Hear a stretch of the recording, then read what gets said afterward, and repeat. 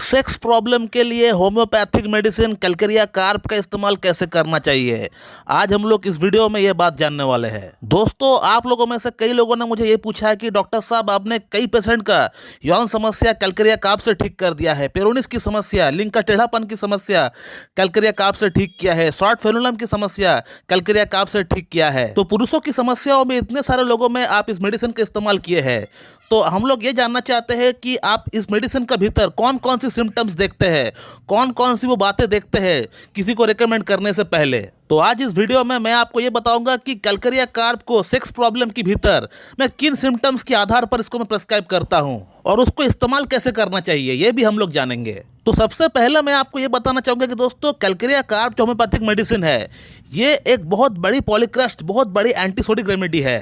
Doctor Samuel Hahnemann की एक बहुत बड़ी खोज है ये मेडिसिन। और ये मेडिसिन सिर्फ यौन समस्या के भीतर काम में आती है ऐसा नहीं, ये इसको छोड़कर हजारों प्रॉब्लम में काम में आती है। कैंसर जैसा प्रॉब्लम भी ठीक कर सकता है ये मेडिसिन। दोस्तों, कैलकेरिया कार्ब को रेकमेंड करने से पहले मैं पेशेंट का भीतर सिर्फ 5 सिम्टम देखता हूँ, और यदि ये 5 सिम्टम मुझे मैच होता हुआ दिख जाता है पेशेंट का भीतर, तो मैं 1 मिनट भी समय नहीं लगाता हूँ इसको रेकमेंड करने से। चाहे आपको प्रॉब्लम कुछ भी हो सकता है, उससे कोई मतलब नहीं है।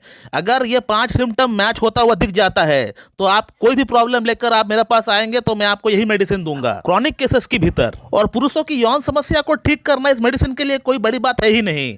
मैंने गंभीर से गंभीर यौन समस्या के भीतर इस मेडिसिन को प्रेस्क्राइब किया है, जहां मुझे लगा कि ये मेडिसिन काम करेगी, जहां मैंने इसको प्रेस्क्राइब किया है, बहुत जल्दी, बहुत बढ़िया, बहुत फास्ट काम किया है ये मेडिसिन। और जिन लोगों को मैंने सेक्सुअल प्रॉब्लम के दौरान कैलकेरिया कार्ब प्रेस्क्राइब किया है, तो कैलकेरिया कार्ब खाने के बाद आपको कितना रिलीफ मिला हुआ है, कितना आपको आराम मिला हुआ है सेक्सुअल प्रॉब्लम में, कृपया करके इस वीडियो कमेंट बॉक्स में थोड़ा कमेंट करके आप बताइए, ताकि जो न्यू व्यूअर्स है उसे ये कमेंट पढ़कर समझ में आ जाए कि होम्योपैथी काम करता है या नहीं। दोस्तों, कैलकेरिया कार्ब का जो फर्स्ट सिम्टम मैं देखता हूं पेशेंट का भीतर, वो है पेशेंट का अपीयरेंस, पेशेंट का कंप्लेक्शन कैसा है। इसका जो पेशेंट होता है वो फैट, फेयर एंड फ्लेबी होता है, यानी मोटे होते हैं, गोरे होते हैं और थुलथुले होते हैं, और उनका पेट का जो फैट है वो काफी थुलथुला होता है। तो कैलकेरिया कार्ब का जो फर्स्ट सिम्टम पेशेंट का भीतर मैं देखता हूँ वो ये है कि पेशेंट का अपीयरेंस कैसा है, पेशेंट गोरे, मोटे और थुलथुले है कि नहीं। तो अगर मेरे पास कोई पेशेंट आता है जो कि फैट, फेयर एंड फ्लेबी है, तो मेरा दिमाग कैलकेरिया कार्ब का तरफ पहले जाता है।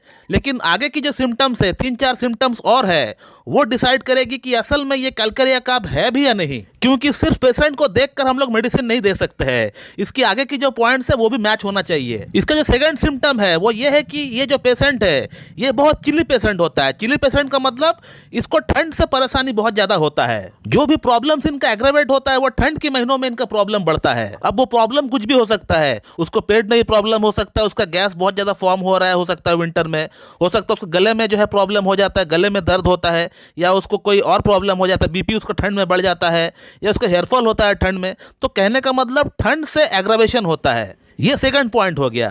थर्ड जो पॉइंट मैं पेशेंट का अंदर देखता हूं वो ये है कि पेशेंट का फिजिकल एक्टिविटी कैसा है, पेशेंट भाग दौड़ कर पाता है या नहीं।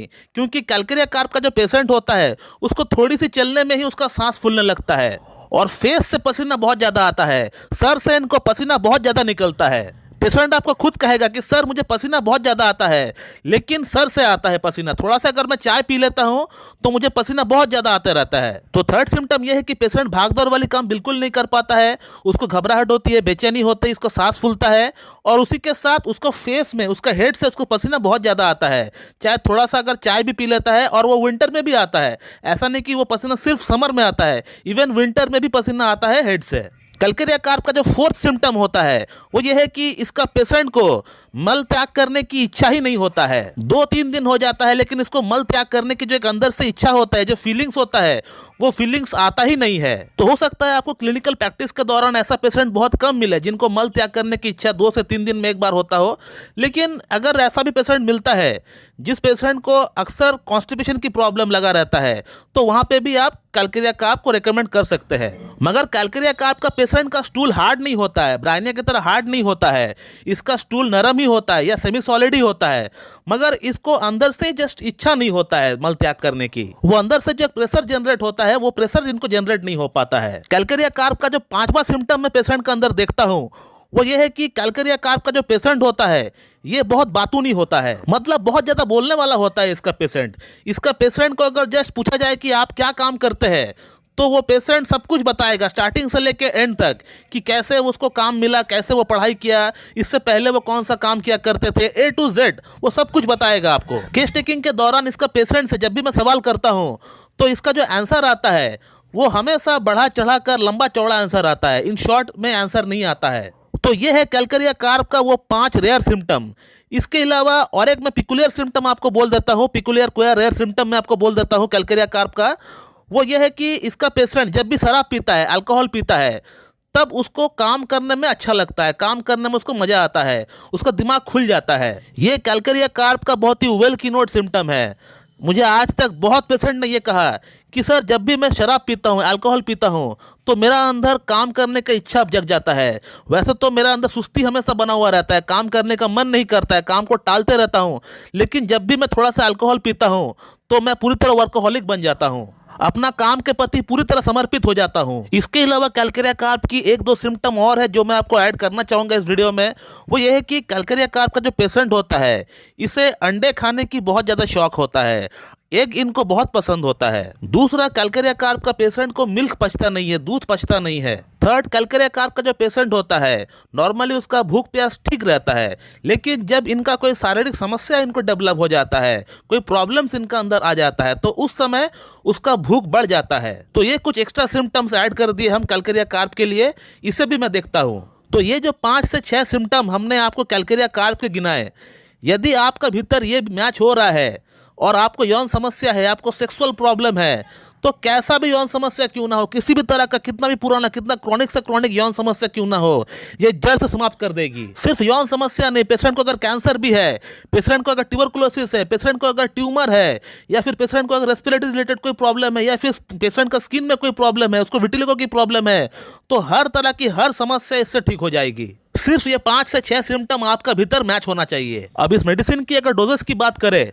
तो मैं पर्सनली अपना पेशेंट को LM पोटेंसी में प्रेस्क्राइब करता हूँ, 50 मिलीसीमल जो स्केल होती है उसमें प्रेस्क्राइब करता हूँ।